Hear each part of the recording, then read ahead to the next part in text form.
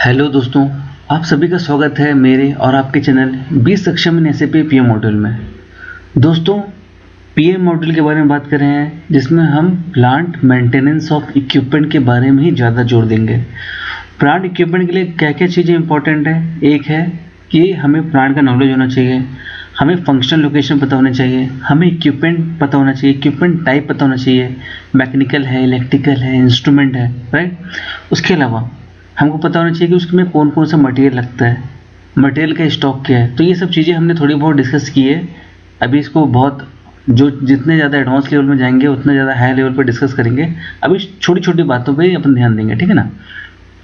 अब दोस्तों बात आती है कि कोई इक्विपमेंट है, ठीक है ना, तो हम एक एक इक्विपमेंट की टास्क लिस्ट पढ़ेंगे, ठीक है ना। उसके बाद बात करेंगे और आगे बढ़ेंगे, ठीक है ना। तो देखो, टास्क लिस्ट क्या होता है। कोई भी इक्विपमेंट का आप जैसे कोई भी एक प्लांट होता है उसमें बहुत सारे इक्विपमेंट होते हैं। जैसे सेंट्रीफ्यूगल पंप होते हैं, आपको वाटर वैक्यूम पंप होता है, आपके पास प्रेशर होता है, आपके पास बॉयलर होता है, ठीक है। आपके पास बेल्ट कन्वेयर्स होते हैं, आपके पास एसएस रिएक्टर होते हैं, आपके पास जीएलआर रिएक्टर होते हैं, ठीक है ना। मतलब केमिकल इंडस्ट्री बोल लो या मैन्युफैक्चरिंग इंडस्ट्रीज बोल लो, तो आपके नंबर ऑफ इक्विपमेंट वेरी करते रहते हैं। जैसे मोटर, हर प्लांट में कॉमन रहेगा। मोटर की चेक लिस्ट होती है, मोटर में क्या चेक करना है उसकी भी एक लिस्ट होती है। इंस्ट्रूमेंट में देख लो, तो इंस्ट्रूमेंट में आप देखोगे कि जितने भी लेवल ट्रांसमीटर होते हैं उनका एक पर्टिकुलर पीरियड में उसका कैलिब्रेशन कराया जाता है। प्रेशर गेज है, उसका कैलिब्रेशन होता है। टेम्परेचर गेज है, उसका कैलिब्रेशन होता है। जो थर्मोकपल है उसका कैलिब्रेशन होता है, राइट। अगर आपका कोई बोलते हैं लेवल ट्रांसमीटर है तो उसका आपका क्या बोलते हैं कैलिब्रेशन पीरियड होता है, राइट। आपका लोड सेल है, लोड सेल समझते हैं ना। होप सो जो मेरे व्यूवर्स हैं उनको जो मैं टेक्निकल टर्म्स यूज़ कर रहा हूँ related to plant maintenance, I hope कि उनको ये मतलब मेरे टर्मिनोलॉजी आपको समझ में आ रही होगी। लोड सेल है जिससे हम वेट में मैप करते हैं इक्विपमेंट का ना, उसका भी कैलिब्रेशन शेड्यूल होता है। तो दोस्तों, जैसे मैंने बताया कि हर एक इंडिविजुअल इक्विपमेंट का एक शेड्यूल क्रिएट होता है ना। शेड्यूल मतलब कोई भी प्लांट है उसमें जो इक्विपमेंट है, मान लीजिए कि 10 इक्विपमेंट है, तो 10 इक्विपमेंट के कंटिन्यू रनिंग होते हैं। तो हमको क्या होता है कि हमको उसका प्लानिंग बनाना पड़ता है, मेंटेनेंस प्लान बनाना पड़ता है, जिसमें हम उस इक्विपमेंट का कब पीएम लेंगे, क्या एक्टिविटी करेंगे, वो इंपॉर्टेंट है। क्योंकि देखिए, आप एक्टिविटी करते हो लेकिन एक्टिविटी कैसे कराते हो, आपके वर्कमैन से, ठीक है ना।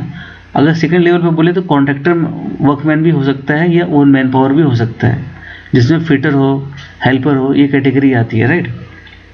तो दोस्तों, किसी भी इक्विपमेंट में जब जो टास्क लिस्ट होती है उसको चीज़ें जो किसी भी इंडस्ट्री का सबसे बहुत बड़ा मापदंड होता है वो होता है इंफॉर्मेशन शेयरिंग।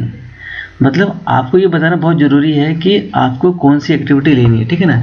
जैसे मैं जैसे जा रहा हूँ दोस्तों, तो मैं अभी यहाँ पे एक्टिविटी दिखा रहा हूँ कि टास्क लिस्ट है, उसमें आपको दिखा रहा हूँ कि मैं मल्टीपल दिखा दे रहा हूँ, ठीक है ना। तो ये टास्क लिस्ट खुल गई।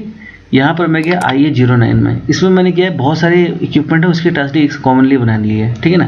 कैसे बनाते हैं, क्या कैसे नहीं बनाते हैं, कैसे क्रिएट करते हैं, वो सब सिखाऊंगा। लेकिन पहले बेसिक सीखो, मतलब कोई बेसिक पता होना चाहिए हम किस चीज़ के बारे में बात करें, ठीक है ना।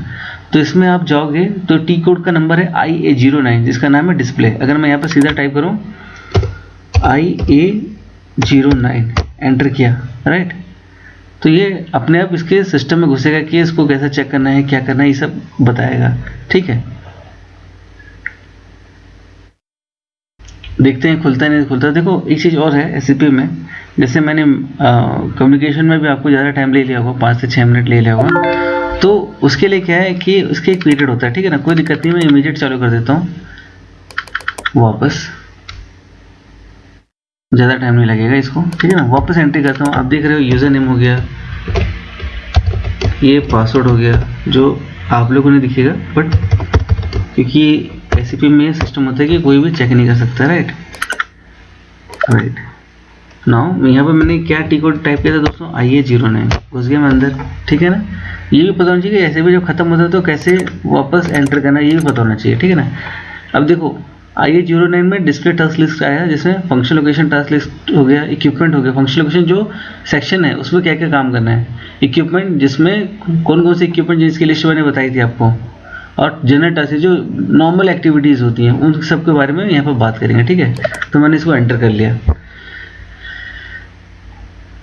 तो दोस्तों जैसे एग्जीक्यूट का बटन दबाते हैं तो आपको बहुत सारी चीज़ें मिलती है। जैसे आपको एक चीज़ बताइए, आप सभी ने सुना होगा, अगर मैं बोलूं तो आपने देखो वैक्यूम पंप, मैंने बोला ना वैक्यूम पंप, किसी भी इंडस्ट्री में आप जाओगे तो आपको वैक्यूम पंप जरूर मिलेगा, सेंट्रीफ्यूगल पंप आपको सभी मिलेगा, ठीक है ना।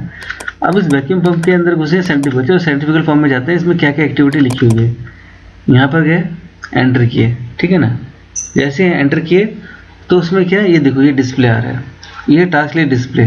इसमें देखो first task, second third task, next, select all, ठीक है ना, इंटरनल एक्सटर्नल, ये सारा दिया हुआ है, ठीक है। ये एक्टिविटी ली हुई है, क्या लिखा है, PM activity quarterly, PM activity yearly. बाद में इसमें क्या लिखा है, सेंट्रीफ्यूगल पंप में check sealing system and rectify, check coupling alignment and adjust, tight all foundation bolt, clean suction filter, complete overhauling, check impeller shaft and sleeve, check bearing and replace, अगर problem आई है तो replace gland packing, अगर leakage हो रहा है तो check mechanical seal, अगर ग्लैंड पैकिंग जगह मैकेनिकल सील है तो उसको एड्रेस करो। उसके पहले जब मशीन बंद करने से पहले उसका वाइब्रेशन रीडिंग ले लो कितना आ रहा है, ठीक है ना। और जो मशीन चले तो टेम्परेचर रीडिंग ले लो। उसके बाद क्या सेम क्या करो, आप जब दोबारा उसको एक्टिविटी में लोगे तो उसका पीएम करने के बाद आप दोबारा वाइब्रेशन और टेम्परेचर ले लोगे। अब दोस्तों बात आती है कि ये तो आगे ग्रुप, ये हो गया task list of centrifugal pump, ये ग्रुप काउंटर 1 दे दिया। अब मैं बोल रहा हूँ कि किसकी एक्टिविटी कब कब है, तो यहाँ पर आप जाओगे तो यहाँ लिखा होता है मेंटेनेंस पैकेज, यहाँ आप घुसोगे, ठीक है ना। मेंटेनेंस पैकेज में घुसोगे दोस्तों तो देखो इसमें क्या है, आपका पैकेज होता है। पैकेज मतलब क्या होता है कि आपका जो पीएम है वो कौन कौन से शेड्यूल में आना होता है, ठीक है ना। तो उससे रिलेटेड ये टास्क लिस्ट बनती है। जैसे सेंट्रीफ्यूगल पंप है, इसकी लास्ट टास्क लिस्ट में आप देखोगे 1 मंथ में कहीं पे टिक नहीं है, 3 मंथ में टिक है, 6 में नहीं टिक है, 1 ईयर में टिक है। मतलब देखिए ये जो पीएम एक्टिविटी क्वार्टरली है, क्वार्टरली में ऑटोमेटिकली ये कोई भी पीएम आएगा तो ये पॉपअप करेगा। पीएम एक्टिविटी ईयरली में ईयरली वाला टिक हो गया है। चेक सीलिंग सिस्टम, ये क्वार्टरली दिखना है। Check coupling alignment quarterly, tight all foundation bolt quarterly, clean section strain है quarterly, complete overhauling yearly, impeller shaft yearly, bearing and replace yearly, gland packing yearly, mechanical seal yearly. Gland packing चाहे तो आप monthly में डाल सकते हो, अगर आपको कंडीशन अगर खराब चल रही है तो पंप की, है ना। ये क्या है, पैकेज चेंज होता है, आप जहाँ टिक करोगे वहाँ पर आपका आ जाएगा। ये देखो दोस्तों, एक से मल्टीपल टिक नहीं होना चाहिए। अगर ये टिक है तो ये हटा दो, क्योंकि ऑटोमेटिकली मंथली आ जाएगा। 3 मंथ है तो आप कुछ मत रखो, सारा 3 मंथ, तो 3 मंथ में कंटिन्यू उसका साइकिल चलता रहेगा। ये नहीं कि सारे आप टिक कर दो और एक साथ एक ही इक्विपमेंट के एक ही दिन में 6 पीएम आ जाएगा, ठीक है ना। उसके बाद मैकेनिकल सेल है, ये ईयरली है। वाइब्रेशन है, आपको 3 मंथली चेक करना है। टेम्परेचर है, वो चेक करना है। अब देखो यहाँ पर एक चीज़ होती है, अगर मशीन की कंडीशन ख़राब है, ठीक है ना, तो आप चाहो तो उस मशीन के अगेंस्ट में आप बोल दोगे नहीं भैया मुझे वाइब्रेशन तो 3 मंथली नहीं, मुझे मंथली करानी है, ठीक है। वाइब्रेशन क्या होता है दोस्तों, होप सो आप सभी को पता होगा।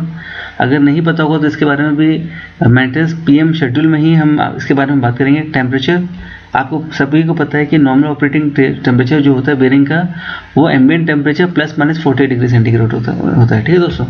तो ये कुछ चीज़ें हैं जो आपने को याद रखनी है। अभी हम सेंट्रीफ्यूगल पंप के बारे में बात करें, आगे दूसरे टास्क लिस्ट के बारे में भी हम बात करेंगे। This is for general task list for centrifugal pump.